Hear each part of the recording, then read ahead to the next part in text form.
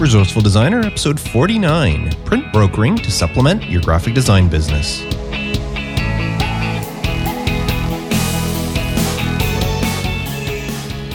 Welcome to the Resourceful Designer Podcast, offering solutions to streamline your graphic and web design business so you can get back to designing. And now, your host. He's slowly going bald, and it doesn't bother him. Mark DeCote. Welcome and thank you for joining me today, plugging me into your ears and listening to me talk about graphic design. Now, I am super excited today. Not only do we have a great topic where I'm going to talk about print brokering, which is something that a lot of you have been asking me about. Ever since I started this podcast, I've mentioned over and over how I've used print brokering to supplement my income, and many of you have written me in asking me to do an episode on it, so here it is. But that's not what's getting me excited right now. Just an hour ago, as I was getting ready and preparing my outline for today's episode, I got a message in the Resourceful Designer Facebook group from Dan letting me know that this podcast has been included in the 12 Best Graphic Design Podcast article put out by Creative Block. Now, if you're not familiar with Creative Block, they're a great blog and resource for graphic designers, highly respected in the industry. And not only did Resourceful Designer get included in the list, they're listed at number 2. Now, they don't specifically say that it's a ranking system, but you know what? I'm at number 2, so personally, I'm going to say yes, it's a ranking system. So Resourceful Designer is the number 2 must-listen-to graphic design podcast as per Creative Block. So that was super exciting. It's the first time that this podcast has ever been included on any sort of list like this, so I was very, very happy. And if you want to see that full list of podcasts, all 12 of the best graphic design podcasts, I'll include a link to that article in the show notes to this episode, and you can find that at resourcefuldesigner.com/episode 49. Now, speaking of Dan and the Facebook group, if you're not a member already, I highly recommend you do join the Facebook group by visiting resourcefuldesigner.com/group. We've had a bunch of new people join since last episode. The community is growing strong, and we've had some great discussions this past week. Some of the topics included what items to include in your portfolio if you're still a new designer and don't have a lot of work to showcase. We talked about what to do when there's still time left in the day, but you're really just not motivated to do any more work. And one member, Brian, rebranded his business and was asking for our opinion on his new website and all sorts of stuff like that. So it's growing into a great community of like-minded graphic designers running their own business. And if that sounds like something you'd be interested in, please visit resourcefuldesigner.com/group, and that'll redirect you to the page where you can ask to join. Now, I want to thank Danomite37 here in Canada for the great iTunes review. Simply said, great, inspiring, and instructional podcast. So thank you, Dynamite37, for that. I always love getting those iTunes reviews. And now, as always, I like to start the podcast off with a resource of the week. And this week, I'm actually sharing a pair of resources, both of them websites. Now, these resources might not be specifically for you because I presume, being a graphic designer, you have the tools necessary to do this on hand. The 2 resources I'm going to share with you are more for you to pass on to your clients. And they all have to do with image manipulation, optimizing, resizing, cropping, all that stuff. And if you have a client that's managing their own website or maybe just putting out blog posts or updating things, one of the biggest problems is a lot of people don't know how to optimize or get photos ready for their sites. And it's simple for us with software such as Photoshop, but there are a lot of people out there that don't have access to that sort of software. So I'm going to share 2 websites with you that your clients can use to do all those things that need to be done to a photo to give them the best opportunity to not bog down their website and to just make things look good. Now, the first one of these resources is the site iloveimg.com. Now, this site offers an array of tools for compressing, resizing, cropping, and converting images from other formats to JPEG files, and also for converting images from JPEG files to either PNG or GIF or GIF, however you want to pronounce it. And it allows you to modify all your images en masse, all in one place. So you can actually upload a whole bunch of images, and if you want them all cropped to the same dimensions or compressed the same way or resized to the same size, you can upload a bunch of files, and with just one click, it'll do it all for you. So this resource alone has everything your clients need for all their image work. And the best thing is it's absolutely free to use.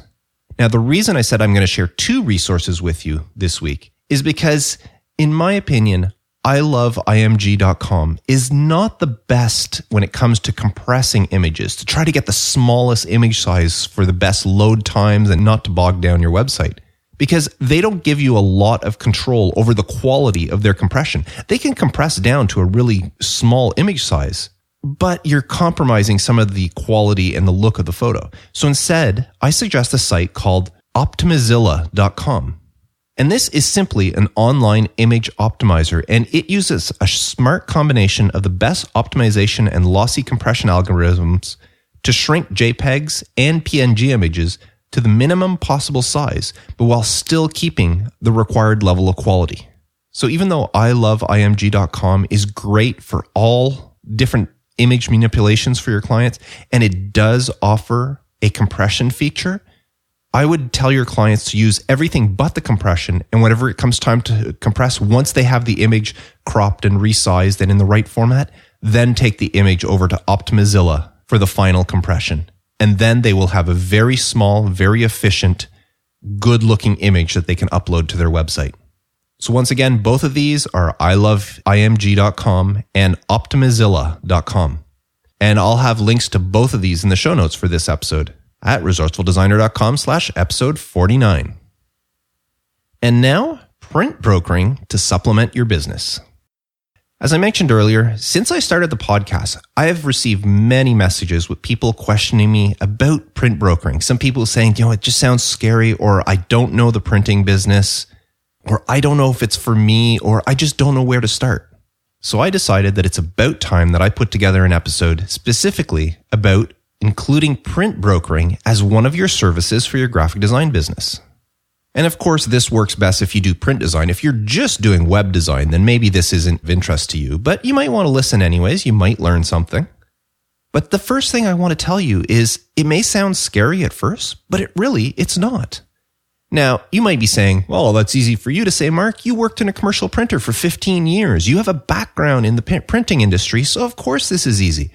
But what I want to tell you today is that background that I have in the printing industry by working in the design department for a commercial printer is what has taught me that really you don't have to know that much.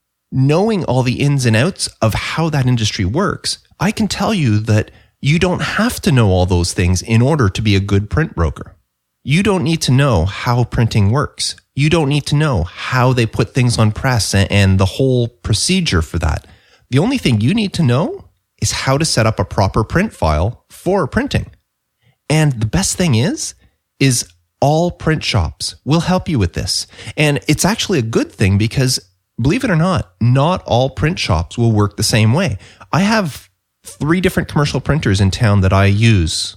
One place insists that every document I supply them have crop marks on them, the little marks on the corners that tell the printer where the page needs to be cut. But there's another commercial printer that I deal with that doesn't want me to include crop marks on the page because they put it through a special system that will add the crop marks in automatically. So talk to the printer and they will tell you exactly what they need. Not to mention, most print shops have some sort of sales manager or liaison that you will be dealing with, and that person will be more than happy to help you and get you started in this business, because a lot of places, they work on commission. So the more work you bring to them, the more money they make. So they want to make sure that you're happy with them and that you are providing them with the best possible file so that there's no headaches. So they are more than willing to help you out. So there's really no barrier to getting into print brokering. Now, if you're still not convinced it's something worth trying, let me tell you a little story. This is going back, probably 6-7 years now. But I was working on a 24-page booklet. It was a 4-color, 4/4, which is a printing term, which means 4 colors on both sides of the sheet. If you're printing a poster that's only one-sided, you would say a 4/0. But this was a 4/4, meaning a full color, both sides of the sheet printed. It was a 24-page booklet. And this was a great project for me to work on. I think the bill came up for the design was something like $1,200, which was pretty good. A lot of it was just supplied ads and laying out some pages and formatting some text. So I don't remember the exact time. I could look it up, but that's not important how much time I spent on the job. But I do know the invoice was somewhere around $1,200 for the design. And then they asked me to get some quotes for printing. So I shopped around both locally and some other printers that I know that I'm going to talk about a little bit later about where to find printers and that. But I had a few ideas where to get this printed. And they were looking for 350,000 booklets. So that's not a small amount. They were looking for over 250,000 booklets to be printed. And I'm going to make a long story short here. I ended up finding a printer. They gave me the job for printing because I was the cheapest one. They had done some shopping themselves and I came in at the cheapest for printing. And when I got the quote from the printer, it was for $28,000. And I asked the printer, okay, well, what should I do with this quote? And that, because again, my sales rep, and they told me most people mark that price up before giving it to their final client. So I marked up that price by 15%. And that marked up price was the price that my client told me was the cheapest quote they had received. So not only did I get $1,200 for designing the brochure, I received over $4,000 on that order for just sending the brochure to a printer and making sure that it got delivered to my client. Now, by that point, I had already been print brokering since I started. I've been doing print brokering since I started my business.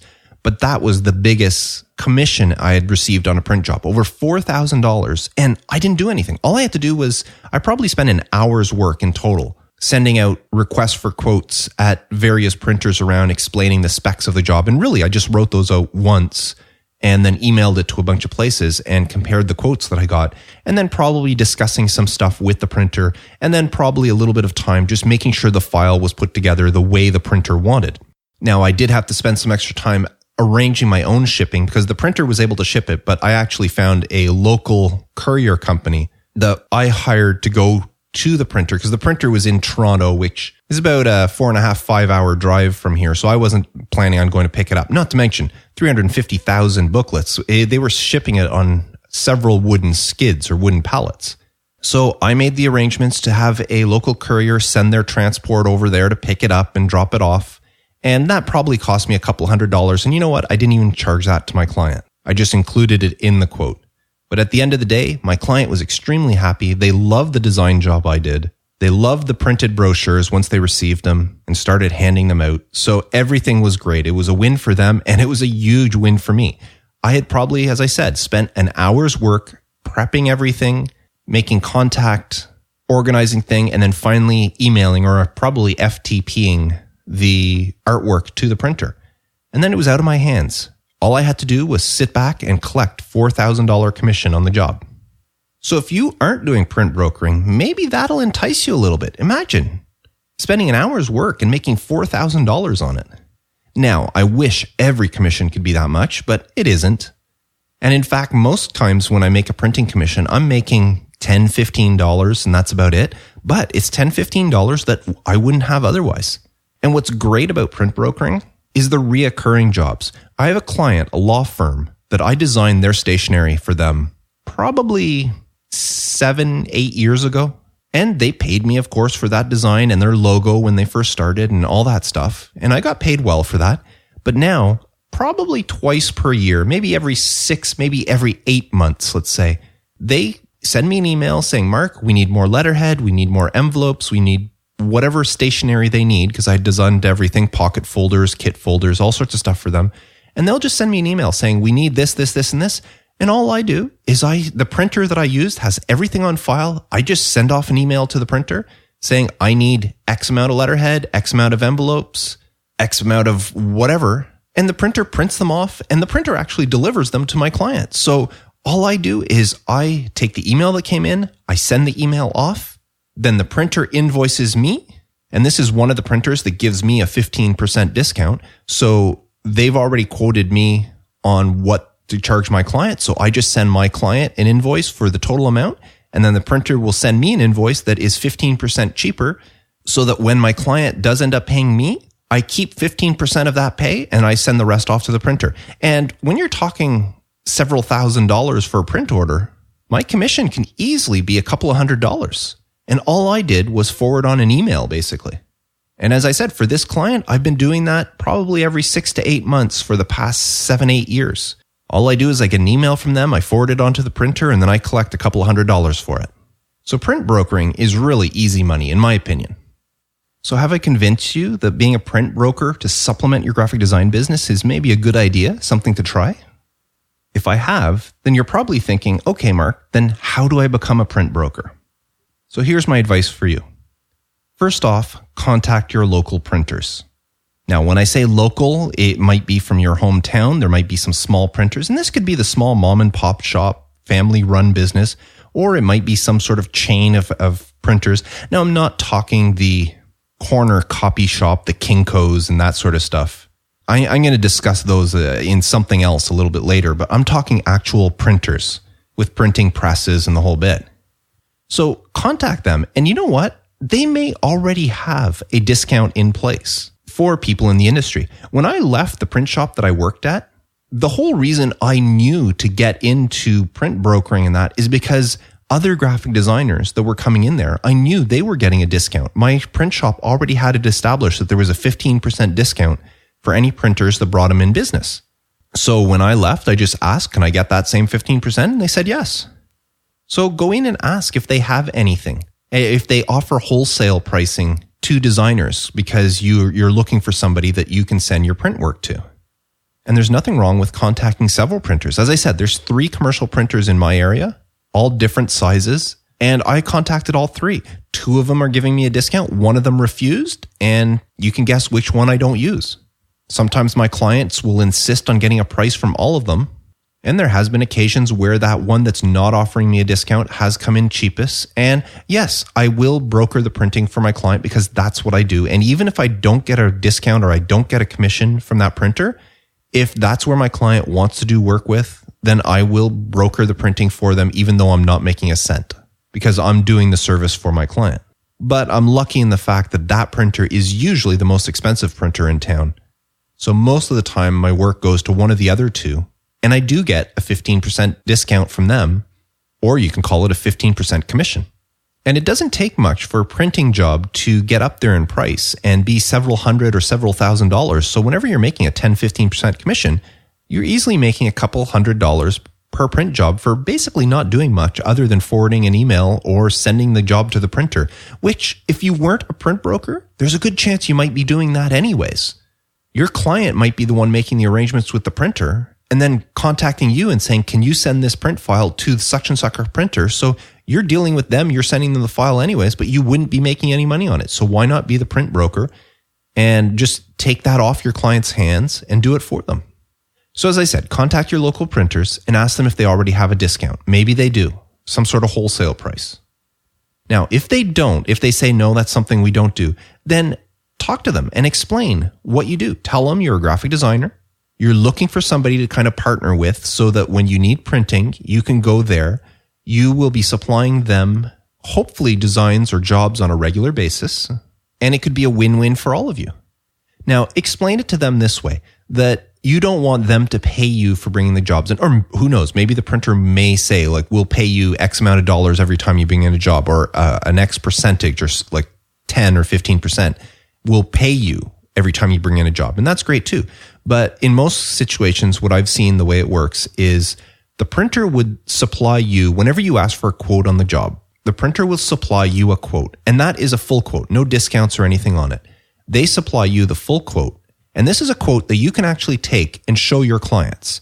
So if you have, say, 3 different printers in your area, printer A, B, and C, you can go to your client and say, here's the quote from printer A, here's the quote from printer B, and here's the quote from printer C. You see, here's my opinion on what I think. I know that sometimes like this printer is better at this sort of job. So in my opinion, I would think this would be the better printer to go with. They may be more expensive. They may be less expensive. After a while, you get a feel for what each printer is really good at. And you would tell your client this sort of information, which is stuff the client will then be really happy with because it's information they won't know or won't even know to look for. So you would tell that to them. And then they would say, okay, well, I like this quote from printer B, let's say. So that is the actual price. So if your client went themselves to printers A, B, and C, they would get the exact same quotes that you just showed them. Now, in turn, once the job is done, The printer will then send you an invoice, but on the invoice, it'll be the exact same amount, the same breakdown, but at the bottom of the invoice, they would give you a discount. So that's the way mine works. So if there was, say, business cards and letterheads and envelopes, if whatever the prices are the exact same prices that were quoted, then you would have the subtotal, which would be the same subtotal that was quoted to my client, but then it says minus 15% discount, and then the amount, and then the total that I have to pay the printer. And then what I do is I send an invoice to my client for the full amount without the discount. They then pay me, and then I in turn pay the printer, keeping the difference. So as I said, the benefits for your clients is they get their printing done for the exact same price as if they had done all the legwork and they had gone to the printers. So they're happy. They're not paying you extra. Plus, they don't have to deal with the printer and worry about miscommunication because they're not used to dealing with printers where they presume that you are. And after a while, if it's something new to you, after a while, you will get to know this. And the client doesn't have to deal with multiple invoices. They only have one invoice to pay, and that's the one coming from you. Now, one thing I would state is make sure that the printer puts the jobs under your name and not necessarily the client's name. So say your client is Acme Widget Corporation. The printer on their invoice will invoice your design studio. They don't invoice Acme Widget Corporation, just like when they file the jobs away. The reason for this is in the future, and this is just something that all my local printers, I didn't even ask them, but they do. Say in the future, whatever it was, my client needs to have them reprinted. Now they already know they were printed at such and such a printer. And what if they call the printer up directly and tell the printer, you guys printed this 2 years ago for me. I need another 1,000 of them. Can you print them off? Well, the printer is going to say yes, but when they look up the file, they're going to find that either they won't find the file under that client's name, or they'll remember that it was printed through me. In my cases, the printers will tell the clients, yes, we can do that, but you have to go, that's, wasn't your job. That came from Mark. So you have to place the order through Mark. And it doesn't make a difference to the client. The client will say, oh yeah, that's right. No problem. So they send me an email saying, Mark, I need another 1,000 of these. I say, no problem. Thank you very much. I send the email off to the printer. The printer's already aware of it at this point because the client had contacted them directly. And then all I do is I collect the money as it comes through me. I take my 15% commission off the job. It's gotten to the point that where there's one printer in town that they don't even bother sending the client through me anymore. All they do is they'll just inform me such and such a client ordered another 1,000 of these. We're going to be sending you an invoice for X amount, bill your client. And so I don't even have to wait for the client to email me the order. They've gone to the printer and then the printer just knows that the commission comes through me. So they invoice me instead of the client. So, but that's just one printer. The other printer in town, I still have to make sure the client goes through me. But that's what you do with your local printers. And as I said, maybe the printer will say no. I had one that said no. And so be it. As I said, I don't use them very much now because of that. I don't get a commission. So why would I use them if I can get something done elsewhere and make a commission off of it? But every once in a while, I'll have a client that insists on using that printer. And I won't tell my client, well, I don't get a commission from them, so I'm not going to do work for them. I just still do it just like I would with any others. I just don't collect any money because it's part of the service. Maybe that client one day will want something else that maybe that printer can't handle. And they'll ask me again, and I will be able to make a commission off it some other way. So that's where you start off, local printers. Now, the other thing, and I mentioned this earlier, is copy shops. Like say your local Kinko's or whatever. Here we have the UPS store that has a copy shop, as well as the local printers. One of the printers that I use, actually, in fact, the printer I used to work at does have a big copy shop as part of their printing services. And what you can do is you could ask for a discount with the copy shop. But the thing is the profit margins in a copy shop are not very much. When it comes to printing, there's sometimes, depending on the job, there's a good profit margin. So the printer doesn't mind giving you a 15% commission. But when it comes to color copies through a Xerox or whatever machine, when it comes to the copies coming off of these, depending on how they price things, the margin isn't as big. So they might not give you a 15% discount. So in these cases, here is what I did. And this was something I came up with. And I actually had this set up with two different, I had it with the UPS store and I had it with this print shop as well. And most of these places, when you go in to get a photocopy done, or you bring in an electronic file, a PDF file, or you email them or bring something in on a USB drive, and maybe you might want 1, 10, 50, 100 copies of something. They'll have tiered pricing. And maybe it goes something like this. If you want one copy, say an 8.5 and 11 sheet or a letter size sheet, full color on one side, maybe if you get one copy made, it'll cost you 50 cents. If you get 10 copies made, they drop the price to 40 cents per sheet. If you get 50 copies or more made, they'll drop it to 30. At 100 copies, the price drops to 20. And then at 1,000 copies or more, they're 10 cents a piece. And a lot of places will have a pricing structure like this. So sometimes if you're going to get 8 or 9 copies made, it's actually cheaper to get 10 copies made because overall you're going to save whatever, 20, 30, 40 cents. I didn't do the math, but you get the idea. First, I did this with the print shop that I used to work at. And I told them, I says, listen, you offer these pricing strategies. So obviously, if somebody's getting 1,000 copies and you can offer them at 10 cents a copy, then really you're making a big margin when they're only getting one copy. Because at 50 cents, it's not like the copy's costing you any more. If you can make a profit on 10 cents a copy, then you're making a bigger profit at 50 cents a copy when it's only one.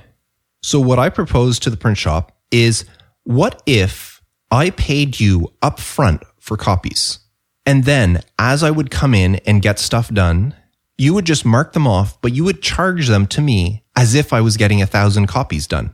And at first what I did is I proposed I would pay you $500 up front. And then as I was getting stuff, maybe a client needed 20 posters done and I would get posters done. And of course, there's different sizes. If you're getting a tabloid size thing, maybe the prices would be different. But I would just say whatever I would print, you would just automatically bill me per item at the lowest price. So 10 cents a copy for 8.5, 11 and whatever. Maybe it was 14 cents a copy for a tabloid or who knows. Now, the print shop there, they said that they were willing to do it, but only if I put $1,000 down up front. So I actually did that. I paid them $1,000. They sent me an invoice for $1,000 for copies. I paid them $1,000 and then they kept track of it. And then anytime I'd have a client that needed copies done, whether it was greeting cards or posters or sometimes even proofs for jobs that I wanted to have a printout done like that, I would just send the file to them. And it didn't matter to me now if it was 1 copy, 10 copies, 50 copies. I was always paying 10 cents a copy. So in the long run, as they would eat away at this money, the worst case scenario is I ended up at the end paying $1,000 for $1,000 worth of copies. So I didn't lose anything. But if I would then make, say, 10 copies or 50 copies, and don't forget what I'm doing is I'm charging my client the same price that they would get if they went to the print shop. So if my client was to go there and get, say, 50 copies at 30 cents a piece, it would cost them $15. So that is what I charged my client. But when the printing company deducts my price, they're charging me 10 cents. So 50 copies at 10 cents is $5. So I just made $10 off those 50 copies that for my client. Now, it doesn't seem like much, but again, you got to think, I paid $1,000. So by the time I work my way through $1,000 there, depending on how many copies, I could have, say every one of those copies was one-off and I was charging my clients 50 cents a copy for them. There was a potential for a $4,000 profit on my part there. Now, what are the chances of every single copy of that $1,000 I paid being a one-off copy? It's pretty slim. Most of the time you'd be maybe in the 50 or 100 and maybe a couple of times in the thousands of copies.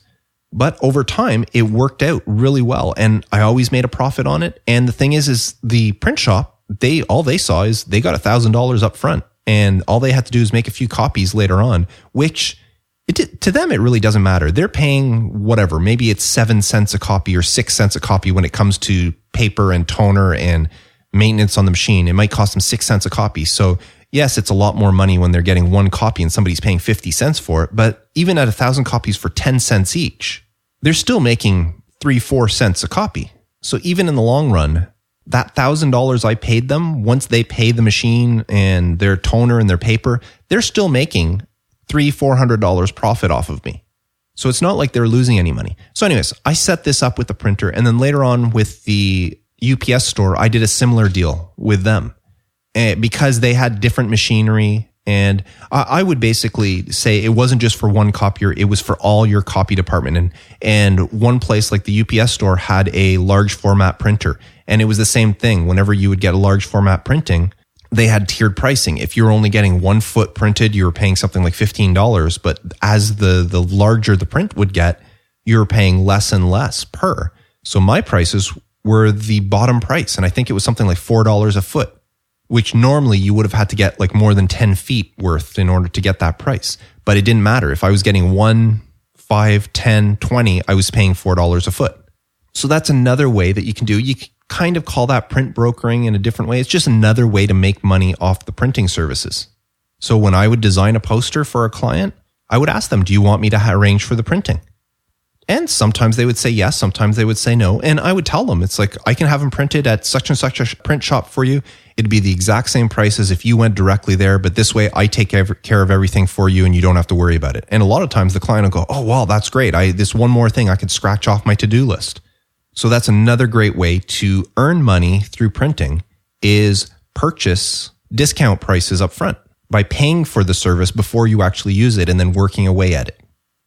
So those are 2 ways to deal with local printers. And I mean local, they might not be in your town. Maybe they're in the next town over, the big city that might be an hour away. And who knows, it could be a printer across the country if you want to set up some sort of deal with them. I just say it's easier to do it when it's local because they're kind of trying to help out the local community, local design, advertising agencies, and that sort of stuff. So it's a lot easier to do it locally. Now, one thing I will say is if you do work out some sort of negotiation with a printer for discount on printing and all that, don't take advantage of them and have your own stuff. I know if I have anything printed at the printer, I don't ask for my 15% discount because I'm not passing that on to a client. If I'm getting my own stuff, I will pay them full price without the discount because I'm not print brokering my own work. That's only for my clients. And I suggest you do the same things. Plus, that helps keep you on good terms with the printer. They know you're not trying to take advantage of them by getting a discount on your own stuff as well. Now, local printers are great because you get the one-on-one FaceTime. You can go into the print shop and talk to them and get to know them and they get to know you. But in my experience, local print shops are not always the best option when it comes to some print jobs, especially if you live in a smaller community. Like the city I live outside of, where I used to work, is Cornwall, Ontario. Population is about 48,000 people. And they have 3 print shops there. But none of those print shops are huge print shops. If I want to go to a bigger print shop, I would go to Ottawa or most likely Toronto. Because of the volume of printing, places with a big center, like a big metropolitan city, can often offer stuff at a discounted price, or not a discounted price, but they just offer lower prices because of the volume of stuff they print compared to a smaller town. So sometimes it's worth looking into some of these other places and have stuff printed there, even if you have to pay for shipping. There's a lot of times that even with shipping included, the price is still cheaper than getting it locally. I can tell you the business cards are one of my biggest profit margins because locally, if I want to get a full color business card done, let's say, I would easily pay over $100 for 500 cards at a local print shop. Now, yes, I might be able to get them cheaper if I do them digitally through a copy shop like the UPS store or even the copy shop at this print shop. But then these are not printed business cards. Well, technically they are printed, but they're digitally printed, which is not the same thing as printed on a press. It's not ink on paper, it's toner on paper. And sometimes there's limitations to that. And sometimes they look great, but you can always tell a business card that has been printed on an actual printer as opposed to one printed on a copier. So as I was saying, getting a business card, say I wanted 500 full color business cards. At one of the local printers, it would cost well over $100. But I have an online supplier that can give me the same thing for $10. So when I have a local client who has maybe shopped around or knows some prices from talking to other people they know that have had business cards done, and they come to me and I give them a price of, say, $70 for the cards, they're going to look and go, wow, Mark is $30 cheaper than any place I can get them done in town. So I'll go with Mark. But here I am getting them printed for $10 plus shipping, and maybe shipping would be another $10. So if I'm paying $20 for these business cards to have them shipped, and then I just drop them off to my client and I collect a check or whatever, they pay me $70 for them, I just made $50 on 500 business cards. I made a great profit. And my client thinks they made a great deal because they saved $30 over the prices they could have got locally. And a lot of people won't want to deal with printers out of town or printers online. They want to deal local. And that's another thing that just popped in my head, and I hadn't even included this in my outline. whenever a client is dealing with you, if you are in a situation where a client says, I want to deal with local businesses, it doesn't matter where you get the stuff printed. You can have the stuff printed overseas for all it matters. They're dealing with you, who is a local business. And that is an argument that I have had over and over with clients. Or I say argument, it's a discussion I've had over and over with clients where they say, I want to deal locally. And I said, you are dealing locally. You're dealing with me and I'm local. And they said, well, where are you getting stuff done? And I said, really, does that concern you? And they says, yes, I want to deal locally. Again, you are dealing locally. Nobody can say you're not dealing locally. You are dealing locally. You're dealing with me. Where I get the stuff done, really, it doesn't concern you. Now, some clients have agreed to that and others have not. I know when there was an election one year and I was doing the political campaign, all the marketing material for one of the candidates, and they insisted that even though they were dealing with me, a local person, they wanted to make sure that all the suppliers I used were also local because they wanted to support the community. So in that case, yes, we ended up paying a little bit more for their material because I had to deal with local printers. But in most cases, I will tell the client, you are dealing locally, you're dealing with me, and I'm local. So when you're looking for printers that are not local, here are a few things to look for. One is search for trade printers. A trade printer is basically the same thing as a commercial printer, but they only print for the trade, which means they only print for other printers. They'll print for advertising agencies. They'll print for designers. They'll print for marketers. Who they won't print for is the final consumer. If Acme Widget Company went to them and said, I have a brochure, can you print it for us? They'll say, no, we don't print for you. You have to come through somebody in the trade. So it's kind of like a wholesale printer and they offer wholesale pricing. So a lot of times you can get stuff much cheaper at a trade printer than you can at a commercial printer. And then you mark up the price. That example I gave earlier about that 24-page brochure that I did that I made $4,000 on, that was a trade printer I was dealing with. And the trade printer was actually the one who told me I should mark up the price anywhere between 10 and 20% is what they told me on that job. So I marked it up 15%. And I still came in cheaper than a lot of the other printers that we had gotten quotes on that were not trade printers. So trade printers are great to work with. As I said, it's like a wholesaler just for the printing industry. And regular clients, they can't even get a quote from them. So your client, unless it is a marketing agency, a design firm, you have to go through some sort of process. So when you contact a trade printer, you don't just get a quote. You have to contact them and almost become a member. You have to prove who you are, prove that you're running a design agency. And a lot of times this is a situation where you have to have a design business because they might actually ask for your business license in order to prove that you are. So if you are just a graphic designer freelancing from home and you don't actually have a registered business, the trade printers might not accept you for that. You do have to have some sort of registered business for them to do business with you. But once you get in with them, they're great. And I've had, there's one here in Canada called Trade Secrets. That's the printer's name. They're trade secret printers. And they've done great work for me on numerous jobs before. And as I said, even shipping, getting it from the area to here, which might cost, depending on the job, might cost anywhere from $20 to a couple of $100, still is usually cheaper than dealing with a local printer. So definitely look up trade printers. And there are trade printers all over the place. You can just do a Google search for trade printers in your area and you'll see they might not be unless you live in a big metropolitan city. Like if you live in New York or you live in Chicago or Miami or whatever, maybe there's some right there. Maybe you'll have to find them across state or maybe in a state or province near you, but they're out there and it's definitely worth looking into and creating a relationship with them. Now, another thing to look for is online printers. And these are companies that might not necessarily have a storefront, or maybe they do, but they just deal the bulk of their business online. For years, I dealt with a company called ePrintFast. In Canada, it was eprintfast.ca, although they do have an American version, eprintfast.com. And for years, they were my go-to for business cards, for flyers, for rack cards, for all sorts of stuff. Now, in the past few years, I've switched over to another company called Boss Logo, which is in Toronto. They're Canadian. I don't know if they have an American. I know they have American clients. I don't know if they actually have an American office, but bosslogo.com is the company that I've been using for business cards and all sorts of stuff. And I made the switch simply because they were offering a thicker stock for their business cards, and clients a lot of times wanted a thicker stock. So I switched to Boss Logo.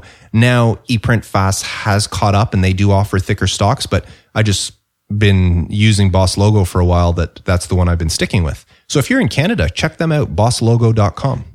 Now, the way online printers work is they can keep prices way down. If you go down to a local print shop and you say, I need 2,000 flyers, they're going to give you a price on printing 2,000 flyers, and that price might be a couple of $100s. Well, when you go to an online printer and you get a price for 2,000 flyers, they're not printing just 2,000 flyers. They're printing your flyer, they're printing the next flyer, they're printing a poster, they're printing this, and they print them. They have these huge printers with these huge sheets of paper, and your job might take just a small corner of that sheet of paper. If you're ordering business cards and you might want 500 or 1,000 business cards, when they print them, they're not just printing your business card. They're printing a huge sheet that has maybe 50 or 100 different business cards on it.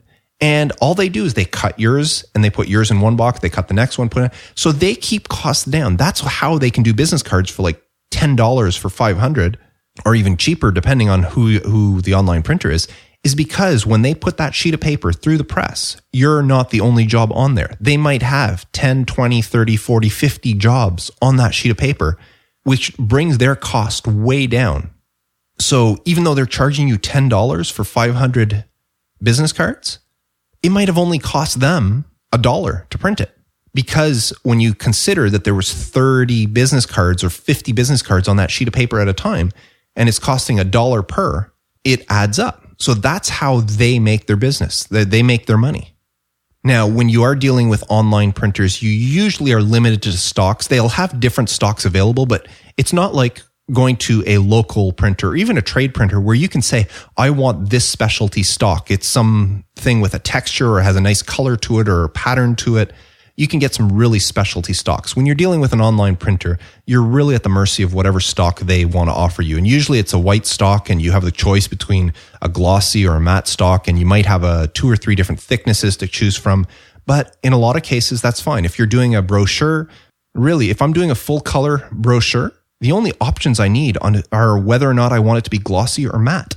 So these online printers are great for that. And you just create an account with them, you place the order, they ship it. A lot of times they have special discounts with courier companies. So a lot of times even their shipping costs are cheaper than if you were to get it done. If you were to contact, say, FedEx or UPS and ask to get a price for shipping it from the printer to you, it would be a lot more expensive than when the printer uses that same service because they get bulk discounts because they're shipping so much. And the great thing is usually you sign up to their email letters and they'll often offer discounts. Boss Logo sends a discount maybe once or twice a month. So, and sometimes I'll save up. If a client ordered some business cards and I know I'm working on another business card for another client, I'll wait because maybe there'll be a discount and I'll wait maybe a week. And sure enough, maybe a 10 or 15% discount comes in and that I can apply to the job. So instead of paying $10 for the business cards, I'll be paying $8 for the business cards or $9 or whatever. And I will also bulk my jobs. If I'm working on business cards for 2 or 3 different clients and I know they're all going to go to this printer, I'll wait till all 3 of them are ready, send them off. And that way I can have them all shipped at once. They would consider them one order and I only pay 1 shipping charge to come back. So I make extra money because I don't have to pay 3 separate shipping charges. So just shop around for online printers. There are tons of them out there all over the world.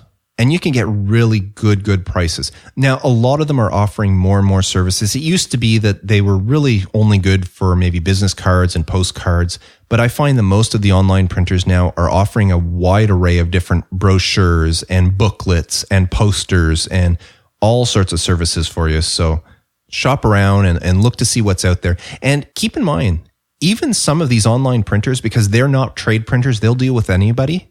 A lot of these online printers do offer trade pricing or wholesale pricing. And if you look into it, you can get special pricing. I know eprintfast.ca does have a reseller option. So if you're going to be reselling the work, they offer you a better price than anybody else that's going. Now, their discount is not very much. I think it's like maybe 2 or 3% profit you make on it.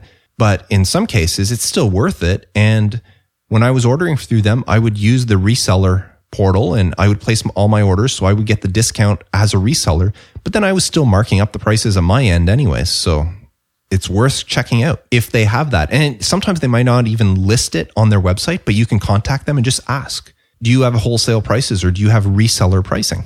And see what they tell you.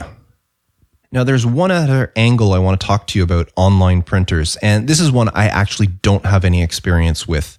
I've never done this myself, and I don't know if I ever will, but that's white label printers. And basically what that is it's when you have an online printer and you sign up with them, you have to pay them a fee, and then they take their online website and white label it. Basically put your brand on the website. So you then become the online printer and your clients can order stuff directly through you. Other people can order stuff through you, but really it's all going through this printer and you make a commission on all the stuff that's being ordered. Now, I've never really looked into doing this myself. I don't want to actually run a printing business. I'd much rather just be a print broker.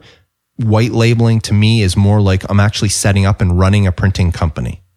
And I don't know if I would have to set up my own customer service and all that stuff and answer questions for people. I really don't want to do that. So I've never looked into it, but it is an option out there to white label some of these online printers. They'll allow you to do that. Now, print brokering doesn't only apply to paper printing. There are other things you can get done as well. I print t-shirts for people all the time. Actually, I'm in the middle of doing one for my daughter's volleyball team. And the design, I did the design on the computer, but it's actually a design my daughter did it. One day I got to my desk in the morning and there was a hand-drawn image sitting on my desk of her volleyball team is called the Vikings. So she had an illustration of a Viking helmet with the horns and two crossed swords behind it and the name Cornwall Vikings underneath. And she had drawn it out really well. And she just says, Dad, can you put this on the computer and make it pretty? So I just took her pencil drawing, put it on my scanner, scanned it in, and literally I just traced it. I wanted it to be her design, and that's what I did. So it's, other than the fact that the lines are straight and the colors are done well, I used her exact design and transferred it to the computer. But what I'm getting at is we're having t-shirts made for the team, or the team, not we're having. The team is having t-shirts made, and I'm making those arrangements. So in a case with screen printing, I found a supplier. I've been using the same supplier for years, and my supplier is actually some guy that has screen printing equipment in his basement. It's not a storefront or a big place. He just happens to have the equipment, and he does a really good job, and his prices are really good. So I found my own clothing supplier. And again, if you can prove that you are in the industry, there are some clothing places that you can get stuff really cheap. I buy t-shirts at like $1.50 a piece for a white cotton t-shirt to screen print on. And I have them shipped to the screen printer and he prints them. And then I mark up the prices. So I make a profit off these things. I make a profit on the shirt because I might pay $1.50 for the shirt, but I'll tell my clients they're costing $2 or maybe $2.25 a piece or $2.50 a piece. So I'll make 50 cents a buck per t-shirt. And then I mark up the printing costs. So screen printing. You can also do stuff with novelty items. Some people still want to hand out pens and baseball caps and frisbees and lanyards and all sorts of stuff. If it's possible to put your name or logo on it, it's available out there. And if your client's going to go looking for it, why not try to make a few bucks off of it yourself? So find suppliers. And as I said, a lot of these places that supply them, companies offer them at really, really cheap prices. If you can prove that you have a business and that you are in the right line of work, if you are in advertising, if you are in design, anything like that, they will grant you a membership. In some places, yes, you do have to pay a yearly fee to be a member. And I don't bother with any of those because I don't deal enough with pens and novelty items. I do them from time to time, but I don't deal with them enough to merit paying a yearly fee. But that option is out there for you. Or you can just find a supplier that doesn't have a membership. And that's what I do. I have a few suppliers for different items that I'll look into. I just bookmark them. And if the client calls me up and says, do I need some, do you have an option for this? And I've done it for pens before. I've done it. I had a client that was an accountant that wanted to hand out calculators to everybody with his logo on it. So I've done calculators, done ball caps, mugs, all sorts of different things. So again, not only do you get paid for the design, but you get paid on the printing. And not just printing. As I said, you can get embroidery the same way. You can find somebody to do embroidery. trade show booths, people that build these walls or flags or pop-up displays. These banners, roll-up banners that come in like a metal base and there's a pole and then you just roll it like a blind and you hook it up. Those banners, I don't know how many I've made over the years for clients, or had made, I should say, and made a tidy profit off of those because I would buy them for $50 to $70 with the printed banner on them. And yet locally, anything that the client was looking for, they were going to spend close to $200 for them. Now, mind you, prices have dropped a lot. I'm talking a few years ago. So the client would be expecting to pay about $200. And here I was buying them for between $50 to $70. And I would mark them up and maybe charge $180 or $170. And my client, again, thinking they're getting a great deal because they're so much cheaper than everywhere else. And yet here I am making a tidy profit on them. So I don't know if I've convinced you or not that it's worth getting into print brokering.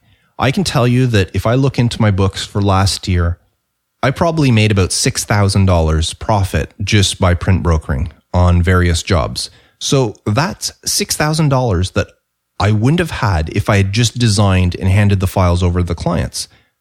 And in all honesty, I probably spent 2, maybe 3 hours total for the entire year dealing with sending emails, dealing with the printers, arranging for shipping. It's really not that hard to do. Even if I spent 10 hours doing it, that would have meant that I was being paid $600 per hour for that work. So you can see that it's well worth getting into because the final piece has to be printed somehow. So why not make a profit off of it yourself instead of letting that profit go to somebody else? Another story, I had a local sports team a couple of years ago. They wanted to do a flyer. They had made the playoffs and they wanted to do a flyer that they were going to hand out to all spectators coming to the arena, that all it said was the name of the team was the Colts, and it just said "Go Colts, go." And all they wanted was white lettering on a blue background. And that's it. Reflex blue background, white lettering, "Go Colts, go." Probably took me 2 minutes to design it up, get them to approve it. I would have sent them my minimum charge of $15, sent them an invoice. But no, I printed that for them and I forget how many thousand. I think the arena holds about 8,000 or 9,000 and I think they had about 5,000 printed. And I made a couple of $100s off that in profit. So again, that entire job probably took me 15 minutes to do, including the design, sending the proof out, getting it approved, contacting the printer, getting a quote, making sure my client approved the quote, sending the files to the printer, and then arranging to have the stuff shipped directly to my client. So all in all, I probably spent 15 minutes total on that job and I made a couple of $100s off of it because of the printing. If I wasn't doing printing, I probably would have made $15 off that job. And one more thing I just thought of, if you are doing, there's a lot of times where I will have stuff shipped to me and then I will deliver it to the client just because I like to be there when they open up the box and they see it and see what sort of reaction they have. But there's been other times where I've had it shipped directly to the client. In some cases, they might be at a trade show in a different city and they want me to ship it directly to that city. If you're dealing with an online printer or a trade printer or stuff like that, you can ask them to blind ship it, which means it gets shipped to your client. But the company name, like say if I'm using Boss Logo can ship directly to my client, but nowhere on the box will it say that it came from Boss Logo. It will actually say that it came from my company, even though it didn't. So you can ask these places to blind ship for you, and then you don't even have to deal with the shipping. They ship it directly to your client instead of shipping it to you and then you delivering it or you paying to ship it once you have it. You can have it shipped directly to the client and the client has no clue where it came from. All they know is that it came from you. So keep that in mind if you're dealing with online or trade printers. Ask them if they do blind shipping. So I hope this convinced you. As I said, I've been doing it for years and really there's not a lot to it. Contact the printers. If you're not sure what to do with the files, the printer will gladly tell you. They will walk you through and teach you what you need to do. And really, it's not that hard. If you know how to design for printing in order to hand your files over to your client for them to do something with, chances are you know how to design for printing to send to the print shop. The only thing, as I said earlier, is it's a good idea to get to know the print shops because different print shops will prefer files different ways. As I said, I have one that wants crop marks definitely, and I have another one that tells me don't include crop marks on the job. They will put the crop marks on themselves. Their machine automatically does it as it lays it out. So each one will have their own preferences, and it's just a matter of following along, but really it's not that hard to learn. and the return on your investment is well worth it. So I would love for you to leave me a comment on this episode at resourcefuldesigner.com/episode 49. Let me know if you do include print brokering as one of your service. Let me know if it's something you're thinking of looking into, or if it's something you're not going to do. Let me know why. What's holding you back? I would love to hear from you. Now it's time for this week's question of the week. And this one comes in from Stacy, and it's kind of on lines with what we've been talking about in today's episode. Her question has to do with printing, and she says, why do we need a Pantone color book, and which one should we buy? What's the difference between printing in 4-color and spot color, and is it affordable for a client to print in more than 4 colors? Well, Stacy, I'm going to divide this up. You have a couple of little questions here. First of all, do you need a Pantone book, and which one should you buy? Technically, I would say no, you don't need a Pantone book, but it is a really good idea to have. I have 2 Pantone books. I have the Pantone matte and coated swatch book, and I also have the Pantone spot to CMYK color book, which is one that on the left-hand side, it shows all the Pantone colors printed, and on the right-hand side, it shows the equivalent color printed in cyan, magenta, yellow, black, CMYK, or 4-color process. Or full color process, depending. It's called different things by different people. You can either call it full color process, 4-color process, CMYK. It all means the same thing. So in that book, maybe I'll have a Pantone 280 blue on the left-hand side, and it'll show you what the closest equivalent is printed in 4-color process. Now, in some colors, they'll almost match identically. In other colors, they're going to be way off. I can tell you that oranges, you're never going to get a perfect match on an orange if you're printing in CMYK. It'll never match the orange spot color. It's just, it's outside the color gamut of the spectrum for cyan, magenta, yellow, black. You can't mix those colors in any way to get a really nice orange color. Now, what books you should get? I like my CMYK to spot color conversion book, just because there's a lot of times where a client will want something done and I'm going to have it printed. Again, these online printers that I was talking about earlier, most of them, everything is CMYK. You can do some with spot color, but all in all, most of them we're going to deal with full color process. So if you want something done and the client has a certain Pantone color, you have to convert it to CMYK in order to print it properly. And I like having the book because it'll tell me if there's a 280 blue or a 180 red, or I think it's red, yeah. Whatever color it is, you can look to see what the closest equivalent is in CMYK and make sure that your file matches those colors. Just try to get as close to the Pantone color as possible. Now, the Pantone color book for solid and matte, which is one book, it's just the first half of the book is coded and the second half of the book is matte, and it shows you the difference between printing on the different stocks.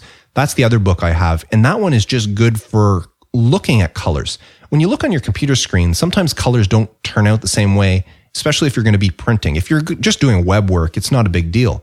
But if you're going to be printing, you really want to have the book so that you can look and say, I need to do a blue and a gray. Well, which blue works best with gray? Or maybe gray is not a good color. Let's say I'm going to do a blue and a green. You know, blue and green should never be seen except for in the washing machine type thing. But it's become really popular over the last bunch of years where blue and green are been used more and more together. But certain blues don't look good with certain greens. So you open up your Pantone book and then you can actually compare and say, you know, this blue would look good with this green, but not with this green. And then once you figure out which two you want, then you have your base. And there's no way to truly know that. If you're looking on your computer screen, the colors will never match what they would in the printed world. So a color that you would look Pantone whatever number, when you actually see it printed, doesn't look exactly like your computer screen. It doesn't matter how well calibrated your computer monitor is. There's no way for the RGB colors of your monitor to accurately reproduce the spot color from the Pantone color. So if you're going to do any print work and you're going to be doing color, not to mention, it's sometimes you go see a client, and I've had a client before that she wanted something, and this is one where she wanted a mauve color. Now, I'm sorry. I've been doing this for 27 years now, and I still have trouble. What's the difference between plum and mauve and purple and violet and all of those, especially when they start getting into some weird things. So a lot easier for me to go visit the client with my Pantone book and open it up to that color spectrum where all the purples and mauves and violets are. And I say, here, what color do you want? And they will look through and they say, oh, I like this one. Here, this is the color I want. And I will look and I'll say, great, that's Pantone number, write down the number. And then when I get back home, I know that everything I do on the computer, I match it to that Pantone number. And I know that when it goes to the printer, if they're printing in spot color, that is exactly the color that my client will get. So that's a great reason to own a Pantone book, is just to go show a client. As I said, I don't pull them out very often, but when I do, it's usually to compare colors. I'll flip through the book and say, does this color look good with this one? How about this one or this one? And that sort of stuff, especially whenever I'm working on a logo, because you want to get colors accurate when you're doing a logo. And most logos should be designed in spot color, not CMYK. So you really want to play with that. So that's a good reason to have your Pantone color book. Do you need one? I would say yes. I think every designer should have one. Can you do without? Yes. I know when I was working at the print shop, first of all, these Pantone books are expensive. You can pay several $100s for a Pantone book. And as I said, you might need more than one, depending on the different formats you want. But when I was working at the print shop, there were certain designers that didn't have one. They couldn't afford one. So they would actually come into the print shop and say, can we see your Pantone book? And we always kept one underneath the counter at the front. And the designer would come in and they would just flip through the book and say, okay, that. Okay, thanks. I just needed to see some colors and look at something, and then they'd send us a print job later and it was matching those colors. So you can always, if you don't have one, you can always go into your local print shop and just ask to see their book. They're not going to let you check it out. Or in some cases, we actually had one at the print shop that if a designer wanted to take it out, we would just sign it out to them and they would take it out, go show their client and then bring it back to us. Maybe your print shop will do that for you, but it's always a good idea to have your own. Now, you also asked what the difference is between printing in 4-color and spot color.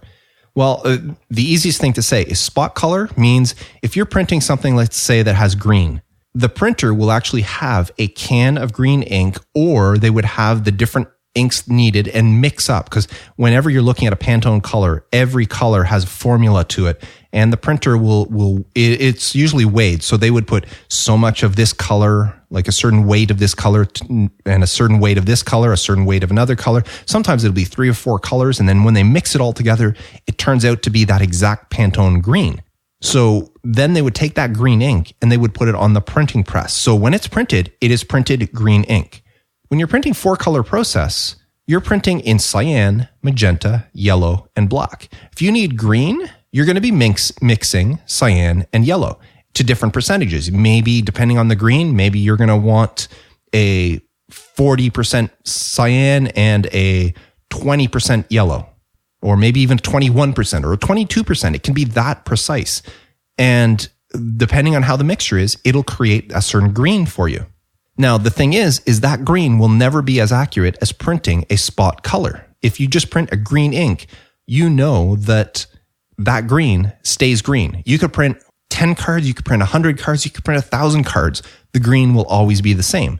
There's always the chance when you're printing 4-color process and you're printing that same green, that things may shift, because on the printing press, as the inks go down and they're replenished on the press, maybe you had a 22% yellow. Well, it might drop to a 21 or a 20, or maybe at some point it might go up to a 23 or 24%, which will adjust the color of your green. So when you print, say, 1,000 or 10,000 cards, if you look at card 1, card 1,000, card 2,000, card 4,000, put them all next to each other, you might see small variances in the color of the green. It's possible. Now, depending on the presses, there are some modern day presses that are really good and really, really accurate, but not every printer has those state-of-the-art presses that can really adjust things to the micro number in order to keep the colors consistent.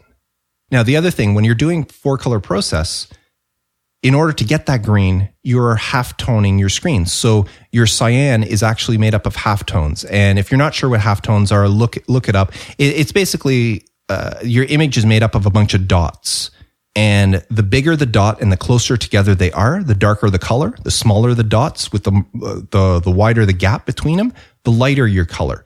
So if you have, like, say, cyan ink is a certain intensity, but if you want to put a 50% cyan, that means that when that cyan is put down, it has half of its space is a blue cyan dot, and then next to that is a space of equal size, then another dot, then another space, another dot, another space. And depending on the line screen you're using, it depends on the size of the dots. And anyways, it gets complicated in that way. But as you drop, if you want to do a 10% screen, those dots would be smaller and the white space between them would get bigger.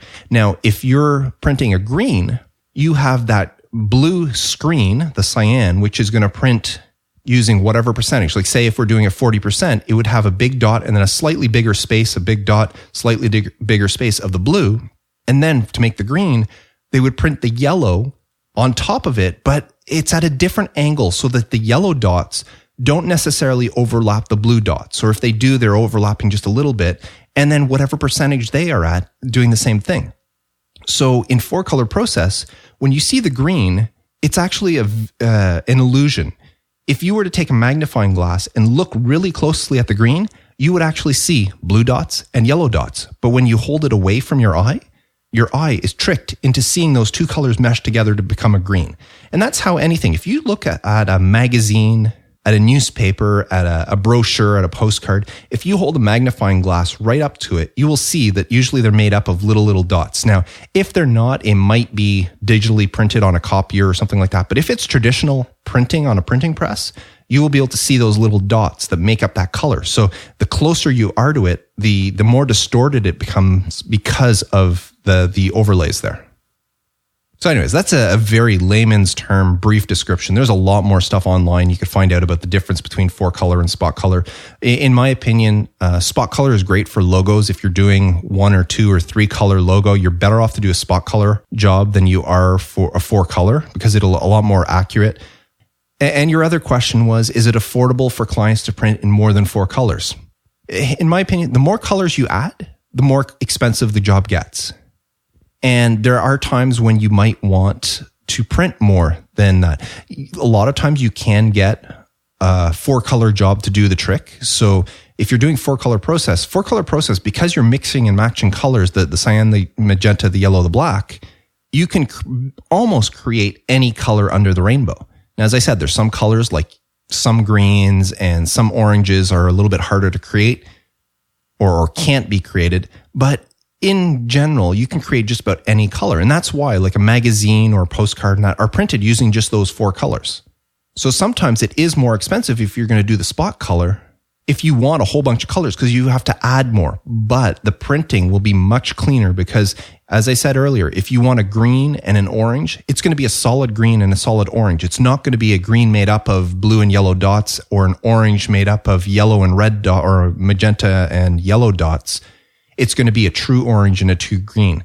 So a lot of times, depending, you might be sacrificing the quality by going 4-color process if it's something that can be done in spot colors. And I've done jobs before that have had 6, 7 spot colors because the client wanted that quality.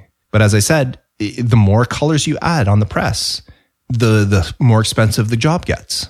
So is it affordable for them to print in more than 4 colors? I would say no. It will make the job more expensive, but your printing quality goes up drastically if you're printing in spot colors. Now, if you have any sort of photography, you're not going to print in spot color. You're going to print in 4-color process because you can't really do that in spot colors. The other option you have, and I've done this before, is where you print in 4-color process and a spot color. Like I've done jobs where you did 4-color process and then there was like a silver ink. Or especially if you're going to use metallic ink, the metallic ink would be a 5th color. And we've done some pretty interesting things using 5 and 6 colors, but 4 of them would be the 4-color process colors. And then you would add the 5th or the 6th. And I've even done one with 7 colors before. But anyways, I can go on and on about this, Stacey. I can make an entire 2-hour long podcast talking about this. But I just want to answer briefly your questions. I hope I gave you enough to go on.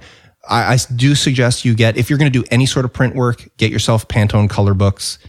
Pantone says you're supposed to change your book every year or 2 years, but I don't know anybody who actually does that. To be honest, my Pantone books are probably 12, 13 years old. Just make sure you don't leave them out in the open. Leave them in a dark place when you're not using them, in a drawer, in a cabinet somewhere, so that the sun doesn't get to them because they will fade over time. So as long as you're protecting them and keeping them in the dark, they should last a little bit longer. And yes, they will fade and change color, but they're still accurate enough for most parts. So maybe you can buy an old one on eBay or somewhere like that, but I would definitely suggest you get them. And as far as the rest of your questions, I answered them a little bit, but there's a lot more references online. Just Google the difference between 4-color process and spot color and find out more about that if it's something you really want to learn. Or if you have specific questions, just send me an email offline or use my feedback form at resourcefuldesigner.com/feedback, and I'll be happy to answer you offline. Now, as far as questions of the week, I am running out, believe it or not. I haven't received a question in several weeks, and I still have, I think, 2 or 3 that I haven't answered yet. So I would love to get some questions from you. If you have something you'd like to ask me about running a graphic design business, please fill out my feedback form at resourcefuldesigner.com/feedback and send me your question, and I'll try to answer it on a future episode of the podcast. Now, next week's episode, I'm going to be discussing presenting to your clients and what I've learned over the years. So I hope this episode was informative to you. As I mentioned many times on the podcast, I do print brokering. I've always done print brokering, and it's been a great help to my business. As I said, last year I made over $6,000 just in print brokering, above and beyond my design and consulting and other work.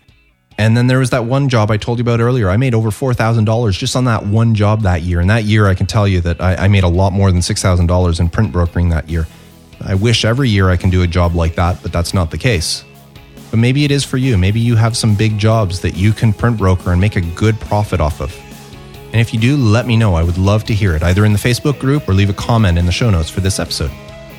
Before I go, I want to remind you about this week's resources of the week. And they were iloveimg.com and optimizilla.com. Great resources for you to share with your clients, for them to be able to create great images for their websites. Until next time, I am Mark Decote, wishing you all the best for your graphic design business, and as always, reminding you to stay creative.